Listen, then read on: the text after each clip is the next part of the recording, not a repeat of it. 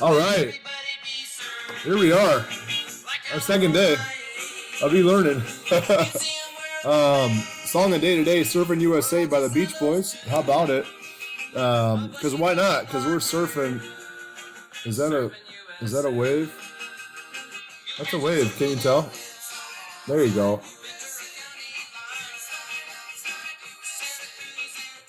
There's a guy surfing. Okay, let's do some math, huh? How about it? I mean, I've been missing math again for another day. What are we doing today? We're talking about solving some more quadratics. We're going to be factoring and splitting the middle term. Wow. Remember this? I do. Solve by factoring. Whoa. Okay, so in order to solve by factoring, the first thing we have to do is make sure that our quadratic is equal to 0. All right, in order to do that, I want to subtract 4x squared from both sides.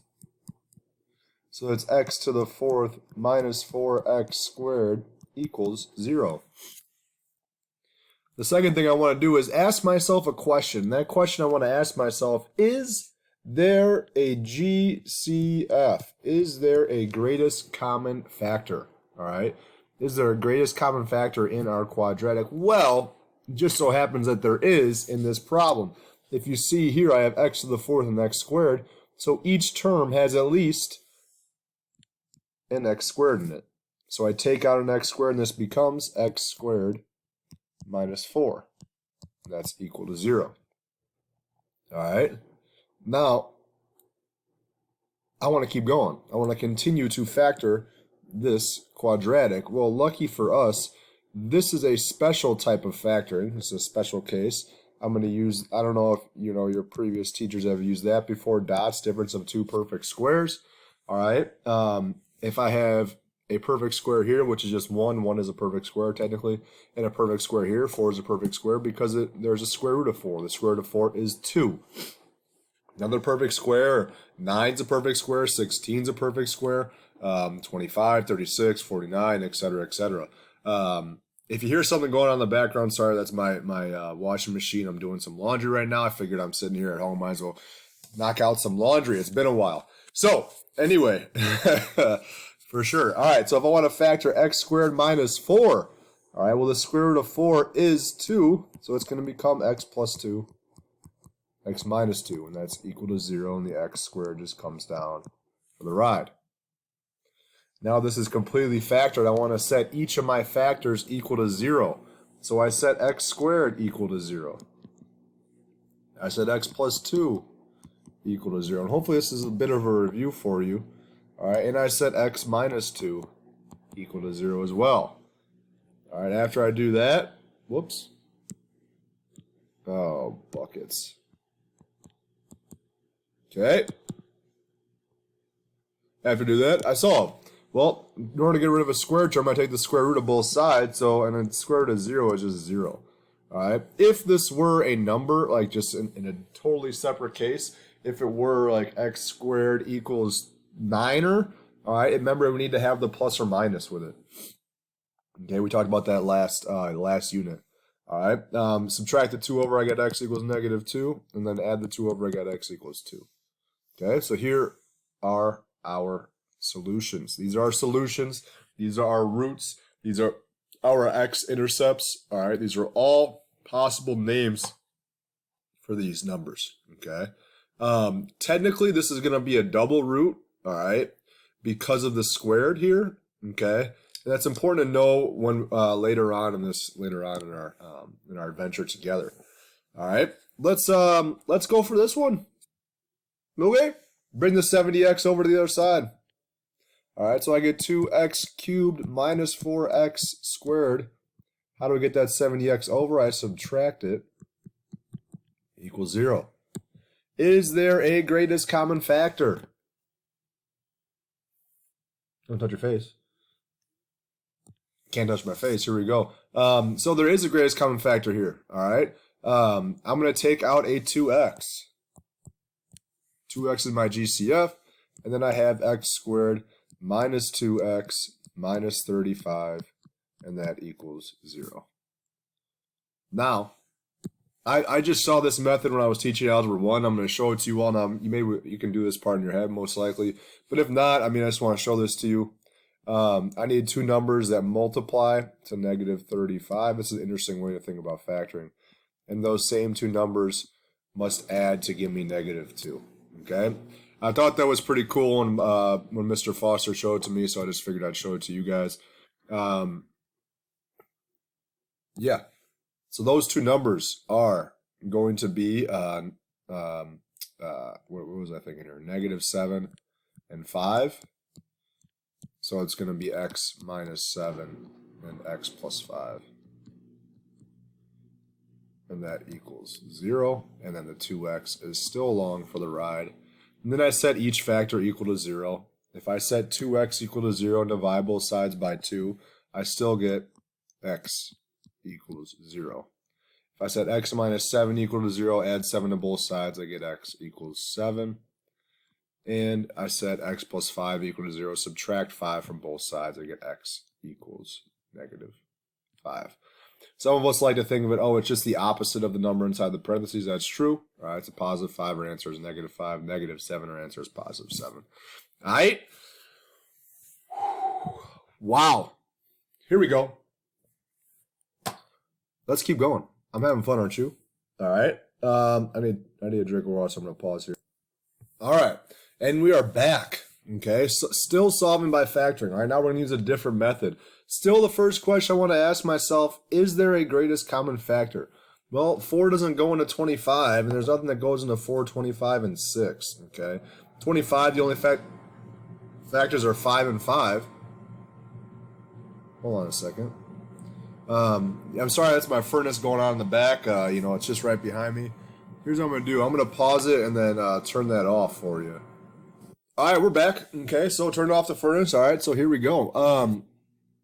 What was I saying? Oh, yeah, greatest common factor. Is there a greatest common factor or is not? Technically, now I could do this by using the quadratic formula, but it'd be really messy. There'd be a lot of big numbers and stuff. So what I want to do here, I want to factor by splitting the middle term, okay? So how to split the middle term? Remember, we take our first number here, the 4, and we multiply it to 6. So I want to figure out two numbers that multiply to 24 and add to negative 25. Again, I can think about it like this. Multiply to 24 and add to negative 25. All right, like I showed you on the last slide. Okay, same sort of idea. The only two numbers that'll multiply to 24 and add to 25, negative 25, that's very important there, is negative 24 and negative 1. What the heck? Whoops. Oh, that's salad. Let's see if I can do this. Use the eraser. There it is. How about it? Look at that. All right, so since I found those two numbers, my middle term is split into negative 24 and negative 1. And I literally split it. So this becomes negative 24k and negative 1k, and then the plus 6 comes down, and the 4k squared comes down. All right. Now the equals 0 is there too. I can't write it because of all this stuff here. All right, so I'm going to write it really small. Okay. So now I have 4 terms. Since I have 4 terms, I want to use 2 by 2 grouping. Okay. 2 by 2 grouping, I mean, all right, look at these two terms and then look at these two terms. All right. I want to see if there's a greatest common factor between these two and then a greatest common factor between these two here. Okay. The greatest common factor between 4k squared and negative 24k is 4k. And then left over is k minus 6. Well, the greatest common factor between negative 1k and positive 6, well, if I see here I have k minus 6, and this is positive, the only way I can make that 6 negative is to take out a negative 1, and now this becomes k minus 6. Remember, the key to factoring by grouping or splitting the middle term is that these two parentheses match. All right, I had negative k plus 6. If I take out a negative 1, that now changes my sign, so they do match. Okay, so since these match, k minus 6 and k minus 6, I've won. So my two factors, well, one of my factors is k minus 6, and the other factor comes from what's in front, 4k minus 1. And that's equal to 0. And now I just want to solve. All right, if I solve this here, I get k equals 6, right? If I solve this, set this equal to 0, some of us can do this in our head, but I'm going to show the work. Add 1.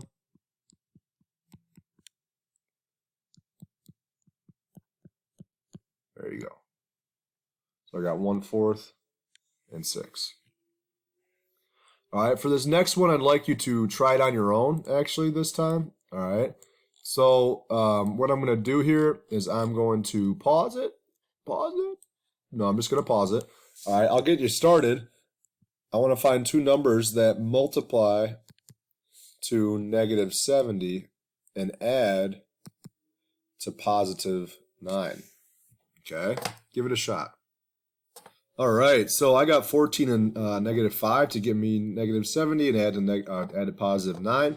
As you'll see here, I grouped the first two, grouped the second two. Now, the question comes up a lot, like, does it matter which term you write first? It technically doesn't. Okay, it does not. Either way, you'll get, oh, sorry, I gotta take this. And we're back. Sorry, I had a little delivery here. So anyway, the question comes up, does it matter which one you put first? No, it doesn't. I'm always going to put the larger number first just because that's my habit. But you could put the 5x first and you would still get the same answer, okay?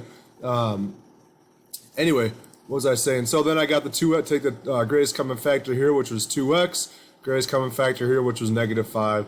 So I got 2x minus 5 times x plus 7 and set those both equal to 0. Add the 5 over, divide by 2, I get 5 over 2. Subtract the 7, I get x equals negative 7. All right, and that is factoring for today. Let me know if you have any questions.